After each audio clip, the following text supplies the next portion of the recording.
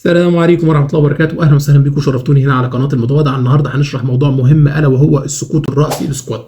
الموضوع هيبقى بالنسبة لك سهل، وأول ما تطلع المركب تحل على طول وتبقى عارف النتائج والتأثير بتاعته وإيه اللي بيحصل بسببه، وكل الحاجات دي كلها النهاردة هنسهلها في موضوعنا. بس ما تنساش بقى تشترك في القناة وتعمل إعجاب وتنشر المحتوى على قد ما تقدر، تنشر القناة بين صحابك وبين حتى الأجانب اللي معاك وبين الأباطين، وكمان تشترك في قناه التليجرام للظباط والبحاره، بننزل عنها معلومات سريعه، وقناه التيك توك. ما تنساش تشتري كتاب السمبليفايد جايد. الكتاب ده ليك لو انت عندك نقص في البيزك او عايز ريفرنس على المركب من الناس اللي بتهوى القرايه، وكتاب مهم جدا جدا. خلينا ندخل في صلب الموضوع الا وهو السكوات. اول حاجه عايزين نتكلم عنها السكوات، 3-4 حاجات لازم نبقى عارفينهم: التعريف بتاع السكوات، والتعريف بتاع الكومبانيون موتور والاوبن ووتر والاندر كيل كليرنس والبلوك بوزيشن والمعادله بتاعتها، وده مهم جدا. هنتكلم عن التاثير بتاعه، والتاثير بتاع السقوط الحر بيحصل ازاي، والجدول ونجيبه منين ونحسبها ازاي، والمعادلات، كل ده هنقوله. تعال معايا. بسم الله الرحمن الرحيم. ايه هو السكوات او السقوط الحر او السقوط الرأسي عامه؟ هو النقصان في هامش الامان تحت الارينا، ده التعريف الرسمي بتاعه. يعني ايه الكلام ده؟ انا عندي ايه هو هامش الامان تحت الارينا؟ الاندر كيل كليرنس. لما بيحصل فيه نقصان بيؤدي لايه او بيكون بسبب ايه؟ نتيجه سقوط البدن مع التغيير في الميل الطولي، ويحدث عند سير السفينه في المياه الضحله، وذلك عندما يكون عمق المياه 1.5 امثال الغطس للسفينه فاقل. تعال نشرح الموضوع ده. النقصان في هامش الامان، وده احنا قلناه اللي هو تحت الاندر كيل كليرنس، بيحصل فيه نقصان نتيجه ايه؟ سقوط البدن. سقوط البدن ده هيؤدي لايه؟ هيؤدي تغيير في الميل الطولي. انا مش عارف سقوط البدن ده هيأثر فيا في الفورورد ولا الافت، وده مهم جدا لازم تكون عارفه. ويحدث عند سير السفينه في المياه الضحله، بالاخص في المياه الضحله السكوات بيكون عالي جدا. وبيحصل ليه؟ لان عندما يكون عمق الميه 1.5 امثال الغاطس للسفينه فاقل بيحصل عندي السكوات. فتعال نعرف الاول تاثير السكوات ايه، وايه الحاجات اللي بتتحكم فيه. اولا تاثير السكوات او علاماته، علامات الحدوث السكوات ديت انا اعرف منين ان انا عندي دلوقتي ان انا وقعت في السكوات وعندي الاندر كيل كليرنس ما بقاش امان وعندي تاثير عليه. بيحصل اول حاجه الا وهي الفايبريشن. بتلاقي المركب فيها فايبريشن عالي جدا. وبيحصل عندك تاني حاجه تغيير في لون الميه. تغيير في لون الميه ده من اكتر الحاجات المشعه عندنا. لما اول ما اشوفها احس ان لا، انا كده دخلت في مياه ضحله وحصل عندي سكوات جامد جدا. عندي نقصان في السرعه، وبتصبح السفينه بطيئه جدا. وبتحصل بايه ده كمان في الاستجابه، السرعه مش قادره، وفي كل شويه بتنزل وبتعمل، لان انا بدات ادخل في مياه الضحله. تغيير في الضرفله الطوليه او اللي هي ايه؟ الافت والفورورد. يا اما بيحصل عندي ده تغيير كبير جدا في الافت، او تغيير كبير في الفورورد، حسب انا ما حساباتي كانت عامله ازاي. بعد كده بيحصل عندي من اهم الخطوات اللي هي وهي اللي يقلل التوجيه. يقلل التوجيه، توجيه المركب نفسه بيحصل فيه خلل. انا مش عارف لا اخد ستار بورد ولا بورت، والويل مش بيستجيب، والبروبيلر والرادر مش شغالين معايا جامدين، والتغيير في العمق مع السرعه بيصل ل 30%. وكمان زياده موجه المقدم ارتفاعا. الموجه بتزيد قدام كتير جدا لان انا بعافر داخل المياه الضحله. هل هو ده بس العلامات اللي بتحصل عندي؟ لا، بيحصل عندي حاجه من الحاجات المهمه جدا اللي هو انا ممكن اتحكم فيها في السكوات. تاثير السكوات على السفينه بيحصل من العوامل دي اللي هي السرعه. من اهم الحاجات اللي انت تقدر تتحكم فيها السرعه بتاعتك. عشان كده في جدول اسمه السكوات تيبلز، اللي هو بيكون عند كل سرعه بيحصل فيها سكوات رأسي، سقوط حر للمركب. ودي بتكون بحسابات التجارب اللي بتحصل على المركب. كلما زادت السرعه بتاعتك زاد السقوط الحر عليك، وده مهم جدا لازم تبقى عارفه.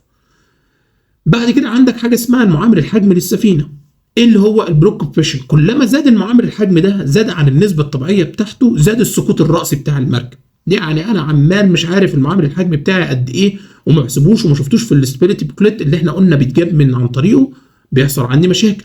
بعد كده عندي الازاحه، الديسبليسمنت بتاعت المركب، كلما زادت عن حدها الطبيعي زاد عندي السقوط الرأسي، عمال اشحن وخلاص.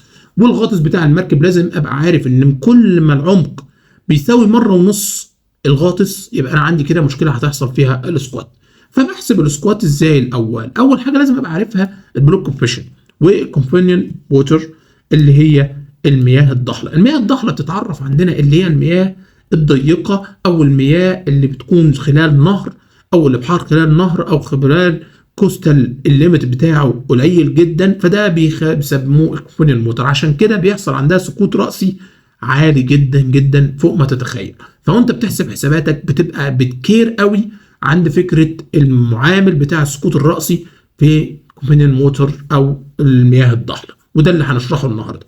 فنيجي نبص مثلا لو عايز اجيب البلوك كوفيشن، اسلم طريقه تجيب بيها البلوك كوفيشن اللي قدامك كده، الا وهي الشيب ستابيليتي بوكلت مانوال. بتجيب بالدرافت وبتدخل على البلوك كوفيشن، بس ما تنساش حاجه ان ده بيكون يا اما نو تريم، زيرو تريم، ودي من اهم الحاجات اللي انت لازم تبقى عارفها، ودي من اكتر الحسابات السليمه ان انت تحسب على زيرو تريم، لان المركب المفروض تخرج. لو عندي تريم باي افت دي حاجه ثانيه عشان حسابات بتاعتنا، ولكن هي الافضل ان انت تحسب على الايفن كيل. لو هتحسب على الايفن كيل، مش هتحسب على الايفن كيل، لا حسابات ثانيه. طب اجيب البلوك كوفيشن ازاي؟ بالمعادله اللي قدامك دي. المعادله دي بتقول لك البلوك كوفيشن بيساوي الفوليوم اوف ديسبيسمنت ناقص البلوك كوفيشن فوليوم. طب ايه البلوك كوفيشن فوليوم؟ اللي هي ال في البي في الدرافت ناقص الفوليوم اوف ديسبيسمنت. طب انا كده عرفت البلوك كوفيشن؟ لا، هدخل بقى الفوليوم اوف ديسبيسمنت واقول بتساوي كلهم ال في البي في الدرافت في البلوك كوفيشن ناقص الفوليوم. كده انا طلعت المعادله بتاعت البلوك كوفيشن اللي هي قدامك في الورقه. ولكن اسلم طريقه تجيبها من الاستابيليتي بوكلت مانوال، تدخل بالدرافت وتجيب السي بي بتاعك على طول اللي هو البلوك كوفيشن. طب تعالى نحسب كده المعادله بتاعتنا الاول. المعادله عندنا بتقول يا سيدي، بتقول ان السكوات بيساوي V2 اللي هي السرعه في البلوك كوفيشن على 100. ده في ايه؟ ده في الاوبن ووتر، واسيبها كده. السرعه عندي تربيع في السي بي على 100 هتديك الاوبن ووتر السكوات بتاعها هيحصل فيها ايه. وعندك السكوات في المياه الضحله بتكون V2 برضه في السي بي على 100 مضروبه في 2، يبقى 2V2 في سي بي على 100 اللي هي السرعه. ونيجي ناخد مثال، وانا عندي السرعه بتاعتي الشريب سبيد بتاعتي بتساوي 11، هقول 11 في البلوك كوفيشن اللي انا رحت جبتها. خليك كده عارف في معادله في البالك شيب بتقول لو انت تايه قوي ان البلوك كوفيشن بيبقى لا يزيد عن 0.70، لو زاد لها معادله ولو قل لها معادله ثانيه. بس تعالى نحسب مع بعض. فانا قلت 11 في 0.70 على 100 هتديني السكوات. ده في ايه؟ ده في الاوبن ووتر. طيب طلعت مثلا وليكن 1.01 حاجه كده، ونيجي عند ال 11 زي ما طلع عندك في المعادله 0.70 على 100 في 2 على طول. في الناتج اللي هيطلع لي في 2 هتديني مثلا 2.01، ويبقى ده عندي السكوات الحقيقي اللي هيحصل عند السرعه ال 11. يبقى انا اول ما هوصل للسرعه 11 هيحصل عندي سكوت 2 متر، وده خطر في الدرافت.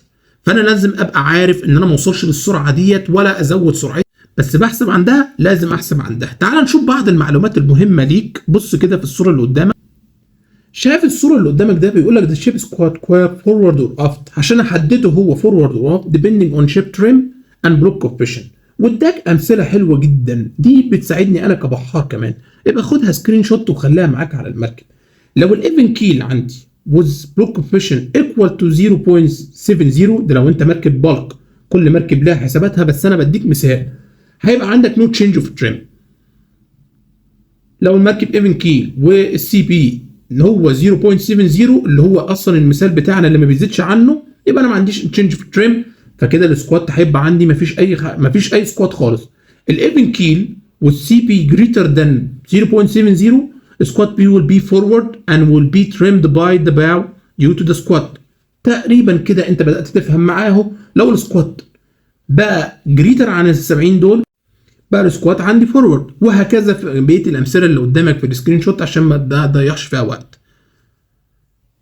لو عندك اي اسئله بقى تعالى لي في قناه التليجرام واسالني هناك، ان شاء الله باذن الله اجاوبك. ولو في اي حاجه ناقصاك قدامك اهو المحتوى كامل شرحت لك ايه هو السكوات. فاضل لك عندي حاجه مهمه الا وهي جدول السكوات كيرف. السكوات كيرف ده هتلاقيه هو statics the vessel was assumed to be upright or even keel. دايما التجارب بتبقى على الايفن كيل، وهيديك الجدول اللي قدامك ده.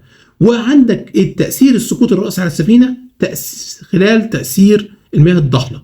السرعه بتقل بمعدل اكبر خلال الدوران، ودي حاجه احنا قلناها في الاول.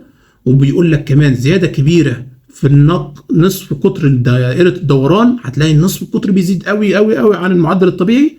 زيادة تأثير الدفع العرضي للرفاص برضو شرحناها.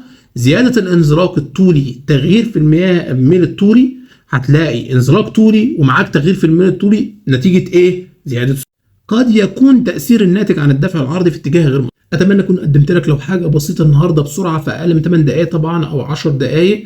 مش هنقدر نشرح لك كل حاجه، بس اتمنى يكون المحتوى عجبك وتكون اشتركت في القناه وتشتري الكتاب وتشترك في قناه التليجرام. ولو عندك اسئله زي ما ان شاء الله الموضوع يكون عجبك. سلام عليكم ورحمه الله.